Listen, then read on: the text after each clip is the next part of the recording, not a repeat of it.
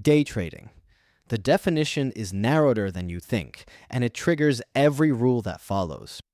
Day trading. Same instrument, opened and closed inside a single session. No position held overnight. That's the definition. And that one sentence is what triggers every rule, every capital requirement, and every failure statistic we're about to walk through. Most beginners learn those in the wrong order. They open an account, fund it with $5,000, and then find out what a pattern day trader is. We're going to do it the right way around. Here's the order. The legal definition, the rule that quietly governs most U.S. retail accounts, the capital you actually need by market, the honest success rate from the published research, the math that defines an edge, and the realistic way to start if, after all of that, you still want to. There's one figure circulating online, the 10% of day traders are profitable line, that does not survive the academic data. We'll get to why. Start with the definition, because it's narrower than people think. A day trade is the purchase and sale of the same instrument on the same session. FINRA, the U.S. self-regulator, writes it into Rule 4210, and it applies equally to stocks, options, and short and cover sequences. The intent is to capture minutes to hours price movement, not the trend, not the week, the session. Why does that narrow definition matter? Because every other time frame pays a different cost. Swing traders hold for days and pay overnight financing. Position traders hold for months and pay opportunity cost. Investors hold for years and pay drawdowns and inflation. Day traders don't pay financing, they pay spread and commission. Every single trade, dozens of times a day. So the shorter your time frame, the more sensitive you are to cost per trade. That's the mechanism. That's why a half pip spread on Euro-US dollar matters to a scalper and is invisible to a swing trader. Same instrument, different game. Which brings us to the rule almost every U.S. retail trader runs into without warning, the pattern day trader rule. Here's how it actually works. If your margin account places 4 or more day trades inside 5 business days, and those trades are more than 6% of your activity in the period, the broker flags you as a pattern day trader. Once flagged, you must hold at least $25,000 in equity to keep day trading. Below that line, the broker blocks further day trades, typically until you fund the account or wait 90 days. Now read the small print, because this is where people get burned. The PDT rule applies to U.S. margin accounts only. It does not apply to cash accounts, though cash settles T+1, so your buying power doesn't reset instantly. It does not apply to futures, which sit under CFTC and NFA jurisdiction. It does not apply to forex, and it does not apply outside the U.S. at all. UK and EU traders deal with ESMA leverage caps instead. No $25,000 floor, but different limits on how much exposure you can take. That's why so many undercapitalized US traders end up in futures or forex. They're not finding a loophole, they're just choosing the regulator whose rule bites less. The capital problem doesn't go away, the shape of it changes. So what is the real capital floor? Set the PDT rule aside and ask what you actually need to survive the costs. For US equities and options on margin, $25,000 is the legal floor, plus a buffer for the drawdown that is coming, so $30,000 to $50,000 to start meaningfully. For US equities in a cash account, $5,000 and up, but settlement throttles how often you can reuse your buying power. For futures with micro contracts, the MES, the MNQ, the MGC, $2,000 to $5,000, because micro margins sit around $500 to $1,500 per contract. For forex and CFDs, $1,000 to $5,000, but here's the catch. Below $1,000, the spread and the swap eat your P&L disproportionately. Position size goes down, costs don't.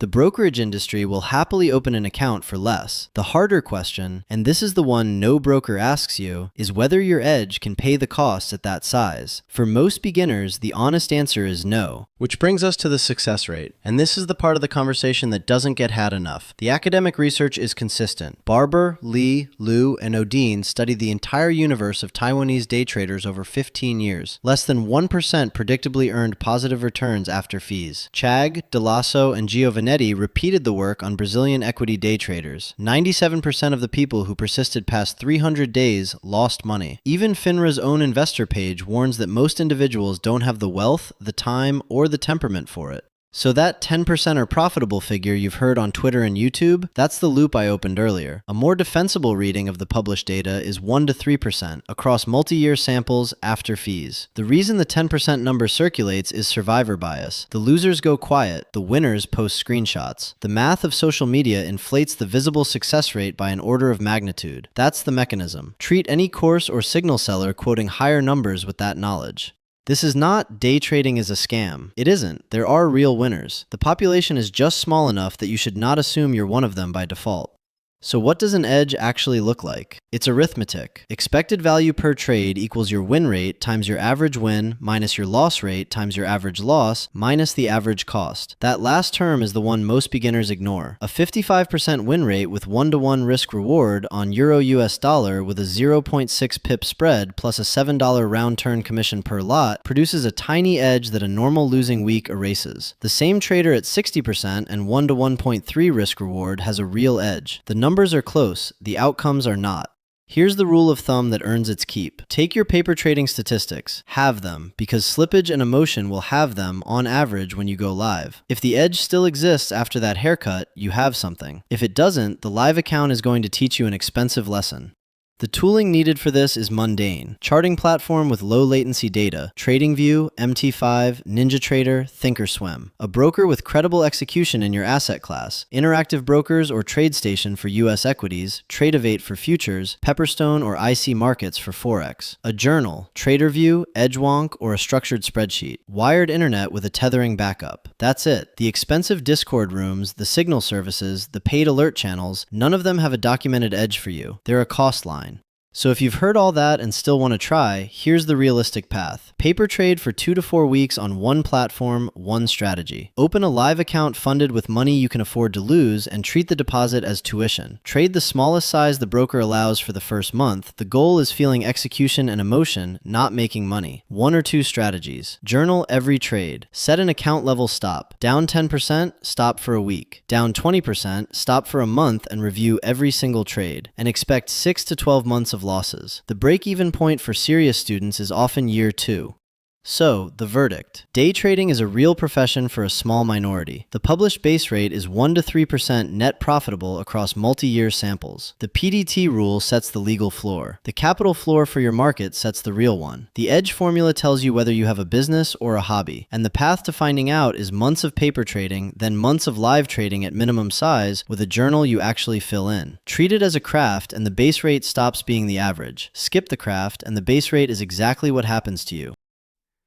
That's the honest picture of day trading. Treat it as a craft. Full breakdown linked in the description.